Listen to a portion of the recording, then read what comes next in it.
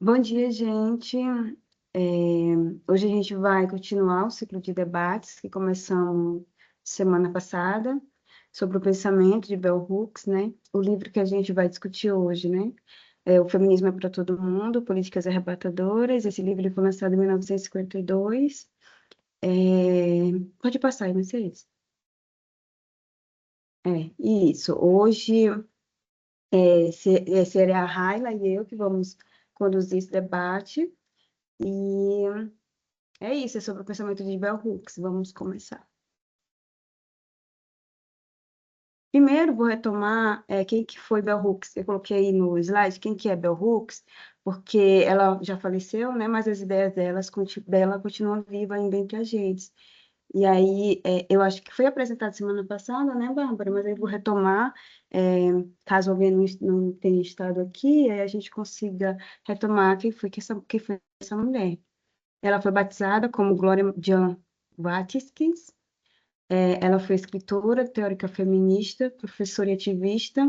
Ela faleceu em 2021, nasceu no estado de Kentucky, no sul dos Estados Unidos, e também morreu lá no estado de Kentucky. Adotou o nome de Bell Hooks, né, assim, no minúsculo mesmo, porque ela prefere ser no minúsculo, em homenagem à avó paterna, que foi uma mulher indígena. O nome, ele se escreve no minúsculo, pois ela considera que o mais importante é os livros dela e não seria ela em si, né? Que o que ela traz é mais importante do que propriamente a autora. E ela formou-se em literatura inglesa na Universidade de Stanford, fez mestrado na Universidade de Wisconsin e doutorado na Universidade de Califórnia. Uhum. Então, primeiro, deixa eu abrir aqui um minuto, gente. Abrir aqui meu roteiro, acabei esquecendo. Primeiro, eu acho que bom a gente falar um pouquinho do prefácio do livro, que quem conseguiu ler o prefácio.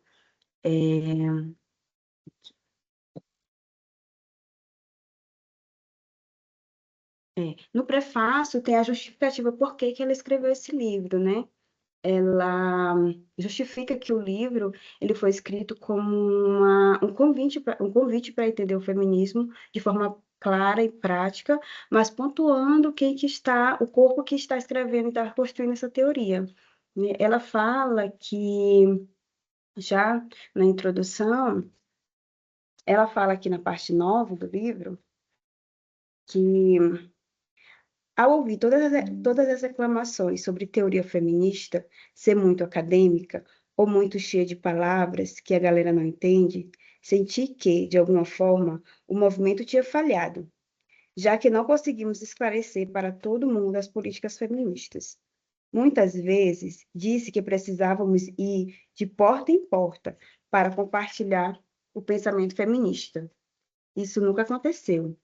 Então, me ocorreu que eu deveria escrever um livro fácil de ler, que explicasse o pensamento feminista e incentivasse as pessoas a adotar políticas feministas. Em momento algum, acreditei que o movimento feminista que fosse um movimento só de mulheres. No meu mais íntimo do meu ser, sabia que nunca teríamos um movimento feminista bem-sucedido se não conseguíssemos incentivar todo mundo, pessoas femininas e masculinas, mulheres e homens, meninas e meninos, a se aproximar do feminismo. Eu contava para meus estudantes que tinha intenção de escrever um livro que explicasse o pensamento feminista. Um livro que poderia levar para casa e compartilhar com parentes, com pais e irmãs, avós e membros da igreja. O título O Feminismo é para Todo Mundo era como um slogan que declarava sobre o que é o livro. Claro, conciso, fácil de ler. Para mim era um sonho se tornando realidade. Por isso, ele nos convida para nos aproximar do feminismo. Aqui ela traz a justificativa, já no prefácio, de o que motivou ela a escrever esse livro, né? E eu acho que contempla muito, né? À medida que você vai lendo, que a gente vai lendo, a gente vai entendendo, né? Porque ela traz no primeiro capítulo, né? O contexto histórico do feminismo e de uma forma bem fácil de entender. Não sei se vocês também tiveram essa mesma sensação. E aí ela é realmente assim o que a Bárbara disse agora, né? Esse livro, diferente do texto que a gente leu semana passada, é mais um convite para a gente entender o feminismo e um feminismo que é mais popular, né? Não um feminismo que é acadêmico, mas também o feminismo que é acadêmico, né? E aí, na introdução, ela retoma também esse convite para o feminismo, que é o título da introdução, é Aproxime-se do Feminismo, e ela se apresenta novamente, ela se apresenta como sou escritora, teórica feminista e crítica cultural. Aí ela traz a crítica ao conceito criado pelo imaginário popular do feminismo e das feministas, porque a partir do momento que ela se identifica como teórica feminista, né, as pessoas já têm um preconceito estabelecido do que seria o feminismo na época, né, e de quem seriam as feministas da época. Que ela fala assim, na parte 11, né, na página 11, elas odeiam os homens. Elas querem ir contra a natureza e Deus. Todas elas são lésbicas. Elas estão roubando empregos e tornando difícil a vida de homens brancos que não têm a menor chance. E aí ela se questiona, né? E ela questiona as pessoas que trazem esse conceito de feminismo e de feministas para elas. Aí ela questiona, mas como que você chegou a essa conclusão de que feminista, que feminismo seria isso, né? E aí as pessoas geralmente falam, né? Não, eu não conheço o que é feminismo aprofundado. Eu sei o que é feminismo das pessoas me dizerem o que seria feminismo. E aí é a partir desse conceito e dessa experiência que ela vem questionar. Então, o movimento feminista ele não é eficaz, porque se ele está com um conceito pré-estabelecido e como é que eu posso falar? E equivocado, então talvez o movimento tenha que, foi a primeira parte que ela fala, né? Tem que bater de porta em porta para explicar. Eu sou isso, eu não sou aquilo, né? Mas isso não tem como acontecer. Então, né? O livro foi uma forma prática que ela encontrou e foi um sonho que ela realizou também, né? Ela fala isso, de construir teoricamente o que seria feminismo, mas também trazer a experiência dela, né? Porque ela traz essa teoria, mas a partir da experiência dela, de vida, né? Como uma mulher negra nos Estados Unidos nessa época que o feminismo ele estava sendo estabelecido. Aí ela traz também que na página 12 que essas pessoas, elas nem pensam que o feminismo tem a ver com direito. É sobre mulheres adquirirem direitos iguais. É,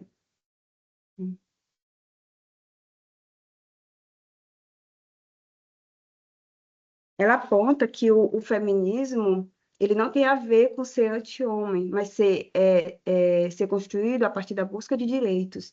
É, mas ela deixa claro também que o problema do feminismo não seria os homens, seria o sexismo. E que fomos socializados para ter pensamentos e ações sexistas. Por exemplo, assim, no nosso cotidiano, como é que eu percebo que eu fui socializada desde criança para ter pensamento sexista? A partir do momento que é categorizado brinquedos para meninas, né? Quais os brinquedos que a gente percebe que são para meninas? E quais são os brinquedos que a gente percebe que são para meninos? Né? Geralmente, os brinquedos para as meninas são mais de boneca, de cuidar de uma criança, de casa. E para meninos, quais são os brinquedos para meninos? São de super-heróis, de profissionais, de profissão, né? Assim como o que a gente consome na mídia quando a gente é criança também. Eu acho que afeta muito o nosso pensamento, né? Por exemplo, os desenhos que a gente assiste, né? As meninas, sempre é aquele conto de fada, na procura de um homem para salvar elas, né? E os meninos não, é sempre em uma questão mais de profissionalismo ou de super-heroísmo, né? A gente vai percebendo a partir de pequenas coisas do nosso cotidiano, como é construído o nosso imaginário como, quando criança, né? E aí ela fala aqui na página 13, em relação ao patriarcado. Porque ela fala como que os homens, eles se beneficiam, pode passar, Mercedes? Desse sistema, e eles se acham superiores às mulheres. E assim eles podem nos controlar, nos explorar e nos oprimir, fazendo uso da violência para manter o patriarcado. E ela fala aqui, na página 13. Em troca de todas as delícias que os homens recebem do patriarcado, é exigido que dominem as mulheres, que nos explorem e oprimam, fazendo uso da violência, se precisar, se precisar, para manter o patriarcado intacto. A maioria dos homens acha difícil ser patriarca. A maioria dos homens fica perturbado pelo ódio e pelo medo de violência e pela violência de homens contra mulheres. Até mesmo os homens que disseminam essa violência se sentem assim, mas eles têm medo de abrir mão dos benefícios. Eles não têm certeza sobre o que vai acontecer com o mundo que eles já conhecem tão bem se o patriarcado mudar. Eles acham mais difícil apoiar passivamente a dominação masculina, mesmo quando sabem, no fundo, que estão errados. Repetidas vezes, homens me falam que não têm a menor ideia do que as feministas querem. Acredito neles. Acredito na capacidade que eles têm de mudar e crescer. E acredito que, se soubesse mais sobre o feminismo, não teriam mais medo dele, mas estariam no movimento feminista, mas estariam no movimento feminista esperança para que nossa própria libertação das amarras do patriarcado. E aí, ela traz também aponta a primeira experiência dela a partir do patriarcado, né? A primeira experiência dela foi a partir da mãe dela, que apesar de ela ser filha e ter mais 6 irmãs, a mãe dela teve discursos machistas. Assim, aí eu trago assim para minha experiência de vida. A minha família é majoritariamente feminina, né? Eu sou de uma família que são comandadas por mulheres, né? Tanto na minha família, minhas tias, né? A gente sempre tem outras mulheres, mas na minha família também foi presente, e eu lembro da minha mãe frases machistas. E aí ela fala também aqui que as mulheres também reproduzem o machismo, mas pelo contexto que a gente vive, né? Como o patriarcado ele é tão agressivo que ele também afeta as mulheres, e aí vai sendo reproduzido.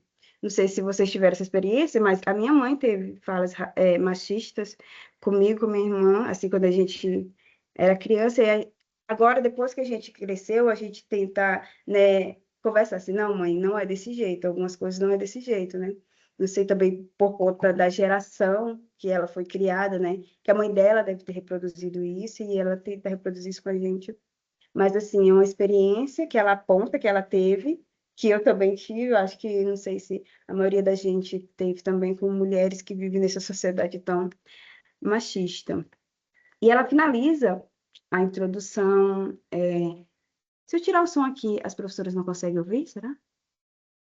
Você quer colocar um vídeo? Não, tirar o som que fica. Notificação do WhatsApp. Isso. Ah, vou fechar o WhatsApp. Acho que é melhor. Tá. Uhum. Um minuto. Sim. Aí ela finaliza a introdução chamando as leitoras e os leitores para se aproximar do feminismo, que ela fala, né, como é o título do livro, que o feminismo ele é para todo mundo, que ele não é restrito às mulheres, que os homens também precisam participar dessa discussão. Claro, né, também entendendo o seu lugar de privilégio nessa sociedade patriarcal. Ela traz a definição ela já traz a definição na introdução aí do que é feminismo, né? E ela define que o feminismo é um movimento para acabar com o sexismo, a exploração sexista e a opressão. E ela retoma isso que ela já trouxe essa definição do feminismo no primeiro livro dela, né? Que é a teoria feminista da margem ao centro. Vou te passar, Vicente. E aí a gente adentra. Se alguém quiser fazer um comentário, eu acho que na hora da apresentação não tem problema com mim, né? A gente adentra o capítulo 1. Não, ela ainda traz um pouquinho também é,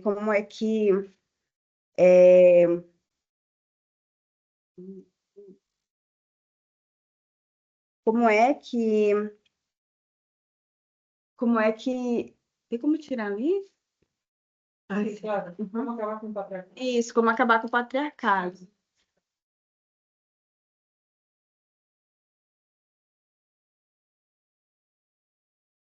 Isso, aí ela fala que para acabar com o patriarcado, outras maneiras para nomear o sexismo institucionalizado, precisamos deixar claro que todas nós participamos da disseminação do sexismo, né? Que é o que ela até trouxe também na experiência com a mãe dela, que a gente provavelmente teve, né? Eu tive, provavelmente também alguns de vocês tiveram, até mudarmos a consciência e o coração, até desapegarmos do pensamento de ações sexistas e substituí-lo por pensamentos e ações feministas. E aí ela finaliza a introdução fazendo esse convite para que a gente se aproxime do feminismo, que o feminismo é para todo mundo, não só para as mulheres. Pode passar, Mercedes. E aí, no primeiro capítulo, ela retoma a definição. O primeiro capítulo é Políticas Feministas e que pontos estamos. Ela retoma a definição do feminismo, né? Mas ela sugere que essa definição, né, que o feminismo é um movimento para acabar com o sexismo, exploração sexista e opressão, mas que essa definição ela não é conclusiva, pois antes da gente entender o que é o feminismo, a gente precisa entender o que seria o sexismo, né? E aí ela também faz a crítica à cultura cristã, na medida que a cultura cristã ela propaga a ideia do mercado subordinado ao gênero e como isso afeta, né, tanto no mercado de trabalho para as mulheres, como na vida, né? E a partir também em relação ao mercado de trabalho dos cargos de lideranças que são comandados por mulheres. Ela traz, pode passar, Mercedes. Ela traz que dois conceitos que eu acho que é interessante da gente discutir, que é a raiva na página 19, que é a raiva da injustiça e a justiça de gênero. Ela fala assim: de fato, o sentimento anti-homem, né, que é o que era propagado do que seria o feminismo, estava muito presente entre as ativistas do início do feminismo, que reagiram com a ira à dominação masculina. Essa raiva da injustiça foi o impulso para a criação do movimento de libertação da mulher. Ainda no início, grande parte das ativistas feministas, a maioria branca, tomou consciência da natureza da dominação masculina, quando trabalhava em contextos anticlassista e antirracista, com homens que falavam para o mundo sobre a importância da liberdade, enquanto subordinavam as mulheres de sua classe, quer fossem mulheres brancas, trabalhando em nome do socialismo, quer fossem mulheres negras, trabalhando em nome dos direitos civis, e da libertação negra ou mulheres nativas, trabalhando pelos direitos dos povos indígenas. Estava claro que os homens queriam comandar e queriam que as mulheres o seguissem. Participar dessas lutas radicais por liberdade acordou o espírito da rebeldia e da resistência em mulheres progressistas e as direcionou à libertação da mulher contemporânea. Enquanto o feminismo contemporâneo progredia, enquanto as mulheres se davam conta que o grupo dos homens não era o único da sociedade que apoiava o pensamento e comportamentos sexistas, mulheres também poderiam ser sexistas, né? Que foi também o que ela trouxe. Atitudes anti-homem já não definiam a consciência do movimento. O foco passou a ser um grande esforço para criar uma justiça de gênero, mas as mulheres não poderiam se juntar para promover o feminismo sem confrontar nosso pensamento sexista.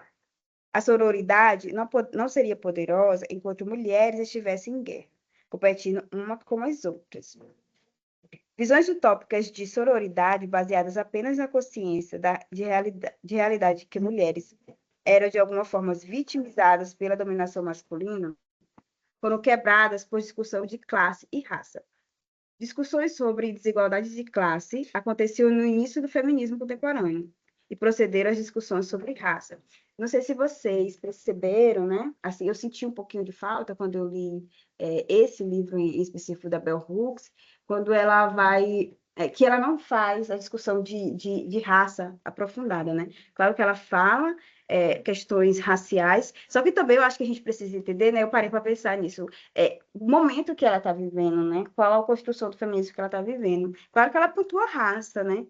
Não igual um feminismo negro, né? Mas ela faz parte do feminismo negro, mas não igual o feminismo negro que a gente conhece hoje, né? Que pontua muito bem a raça e a classe, mas nessa obra em específico, né, pela data que ela foi construída, eu não percebi a discussão de raça mais aprofundada.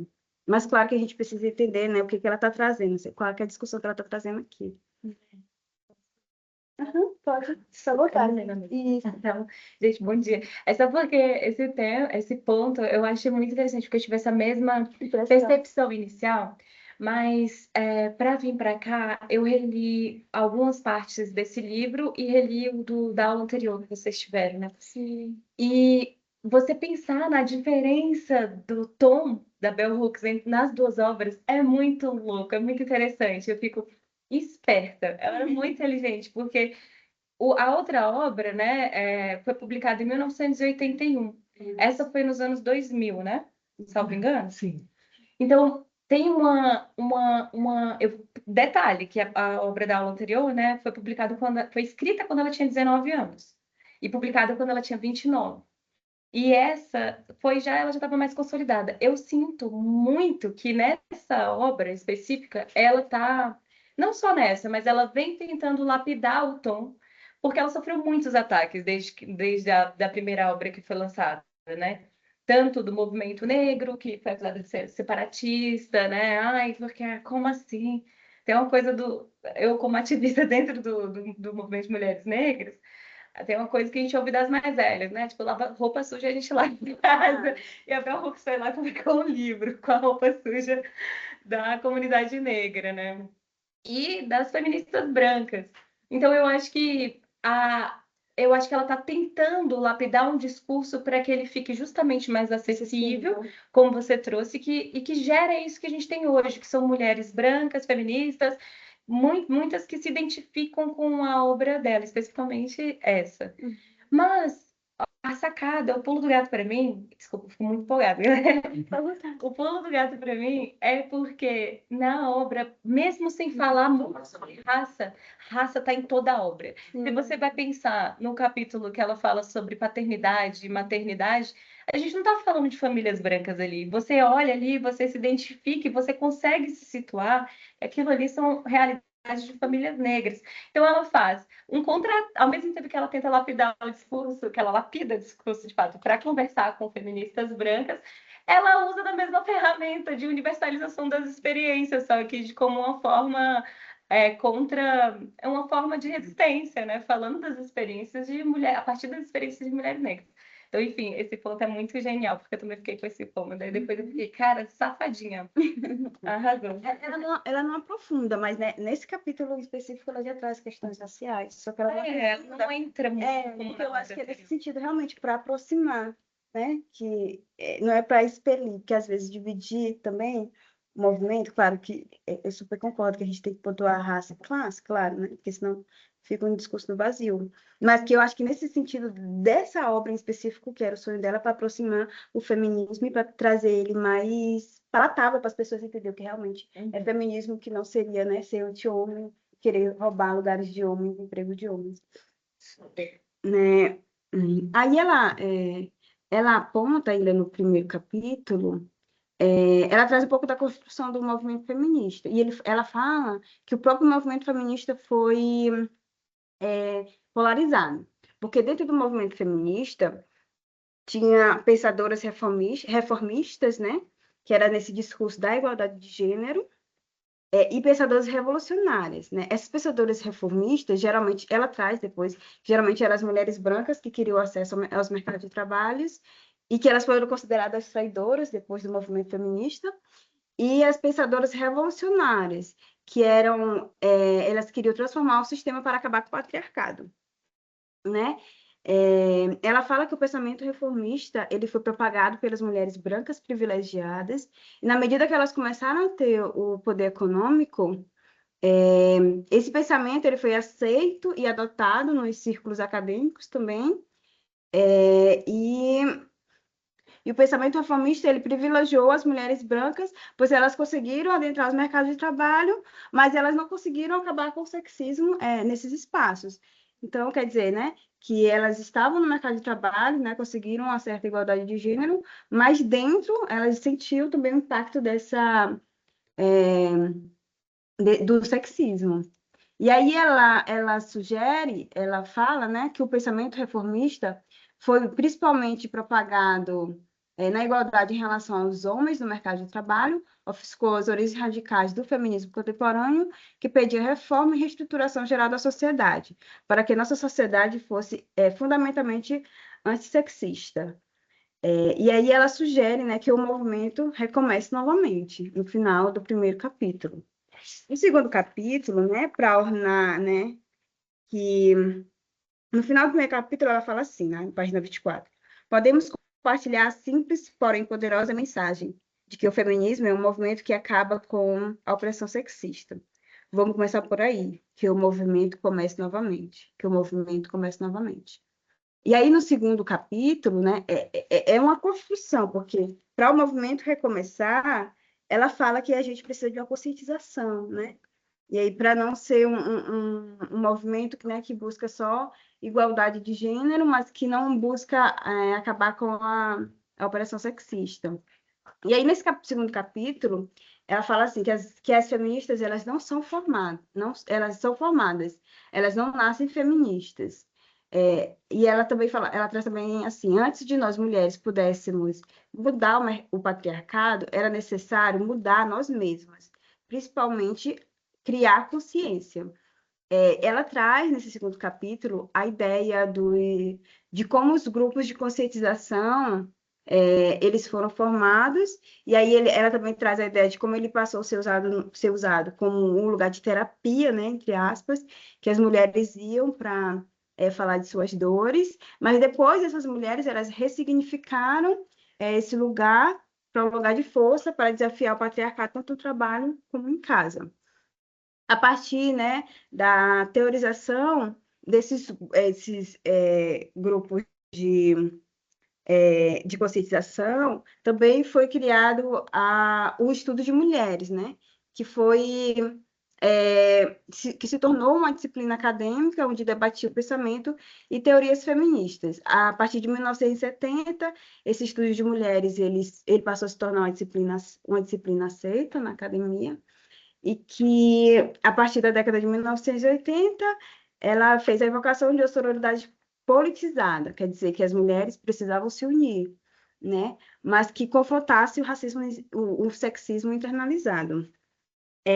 Na segunda parte, ela fala um pouquinho aqui desses grupos de conscientização, ela fala assim: no entanto, é importante notar que a fundação desse trabalho começou com mulheres examinando o pensamento sexista e criando estratégias com as quais mudaríamos nossas atitudes e crenças por meio de conversão para um pensamento feminista e comprometido com políticas feministas. Fundamentalmente, o grupo de conscientização era o lugar para a conversão. Para construir um movimento de massa, as mulheres precisavam se organizar. A sessão de conscientização, que em geral acontecia na casa de alguém, em vez de um espaço público, que teria de ser alugado ou emprestado, era um local de encontro. Era o lugar no qual pensadoras e ativistas feministas, na época, poderiam recrutar novas convertidas. E aí também ela traz sobre a criação do estudo de mulheres, né? Que depois ele se tornou uma disciplina acadêmica e proporcionou outro cenário que mulheres poderiam ser informadas sobre o pensamento feminista. Mas também ela traz como que esse estudo de mulheres ele também foi considerado um lugar de privilégio, né? Onde quem seriam as pessoas que frequentavam? Geralmente eram mulheres brancas dentro da academia. E aí ela fala, né, que o pensamento e o comportamento sexistas são as ameaças, os inimigos. Enquanto mulheres assumirem a bandeira de políticas feministas sem abordar e transformar o seu próprio sexismo, o movimento ficará prejudicado. Tem que passar nisso aí.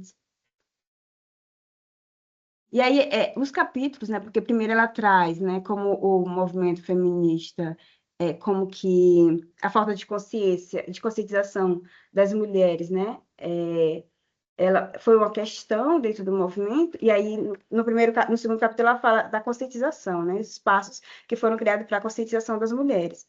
E aí ela também fala depois, né, que não adianta ter conscientização sem ter união entre as mulheres, né? E aí ela traz esse conceito de sororidade, né? Ela fala que a sororidade ainda é poderosa. Ela traz, no início do terceiro capítulo, que a experiência dela, como ela foi incentivada a ir para Stanford, e por conta do programa de escrita, mas que na Stanford, os homens, eles comandavam a sala de aula, né, e faltava confiança nas mulheres. Nesse capítulo, ela fala muito da autoestima das mulheres, nos ambientes de sala de aula, principalmente quando há a presença de homens. Ela fala que quando tinha... porque ela veio de uma universidade, pelo que eu entendi, que era só mulheres. Aí, a partir de depois, ela foi para uma sala de aula que tinha homens. E ela percebeu essa diferença. Na medida que essa universidade que ela estava, né, em Stanford, tinha homens, ela percebeu que os homens, eles se destacavam mais na sala de aula. E também havia uma ideia machista na sala de aula, que falava que as mulheres, elas não poderiam ser tão inteligentes quanto os homens. Isso os professores falavam em sala de aula, né? E aí, como é que era trabalhada a autoestima das mulheres, com os professores falando isso? Imaginem só, a gente se questiona, né? E ela também traz disciplinas que não tem mulheres na ementa, e aí a gente fica até um pouquinho com o pé atrás, né? E ela fala também, os professores que fazem isso, ou professoras, a gente se questiona, né? Imagina você estar em sala de aula e o professor falar que você não é tão inteligente quanto seu colega por conta do sexo, né? Por conta que ele é homem e você é mulher. E aí eu acho que tem uma parte aqui na parte da sororidade, que acho que é importante a gente trazer. Ela fala assim, na página 36.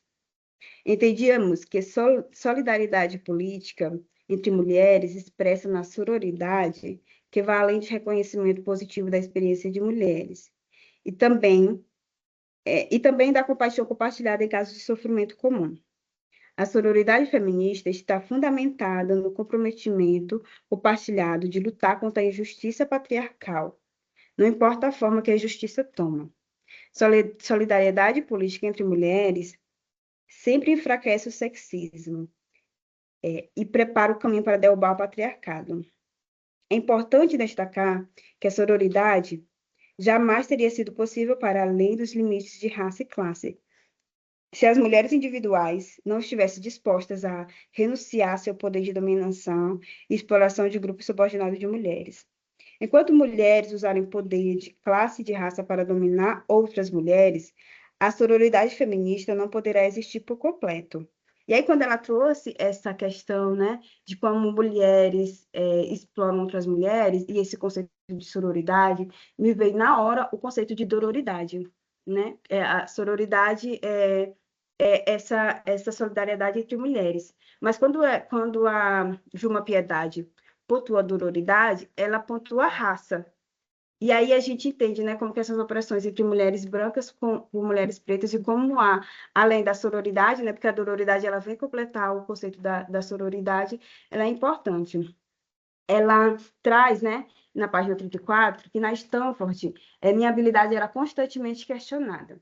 Comecei a duvidar de mim mesma, e então o movimento feminista balançou o campus. Mulheres, estudantes e professoras exigiam o fim da discriminação de gênero dentro e fora de sala de aula. Eu não sei se vocês aqui já tiveram contato de trabalhar com homens, acho que eu falei na semana passada, né? Tiveram contato de trabalhar em cargos de liderança com homens, em específico, né? Eu acho que esse sentimento, quando eu li essa parte, esse sentimento que ela traz de questão de ser efetivamente, né, questionada, é muito presente quando você, principalmente mulheres pretas, né, que eu estou falando, trabalham em cargos de liderança com homens em específico, com homens brancos, seja homens brancos, também homens pretos, né? Eu acho que isso é bem atual. Quando ela trouxe essa parte, eu fiquei, caramba, será se ela está falando de décadas atrás, ou será se ela está falando de hoje em dia, né?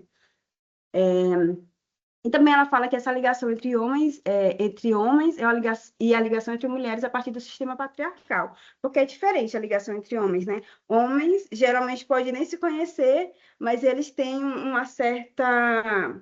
Como é que eu posso falar? Não sei, para mim é como se fosse o pacto narcísico da branquitude, né? Que é entre pessoas brancas. Mas os homens, eles têm uma relação que eles conseguem fazer... Como é que eu posso falar?